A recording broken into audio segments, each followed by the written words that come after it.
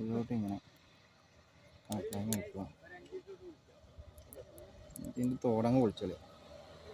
എന്നിട്ട് നമ്മളെ ചൂണ്ടൊക്കെ കണക്കാക്കില്ല, ഇതിൻ്റെ കണക്കാക്കില്ല ഇതിൽ മുറിച്ച് വെക്കുക. ഇതുള്ളൂ. എന്നിട്ട് ഇതിങ്ങനെ കൊളുത്തുക. ഇങ്ങനെ കൊളുത്തി കുറച്ച് നങ്കി സാധ്യത വലിച്ച്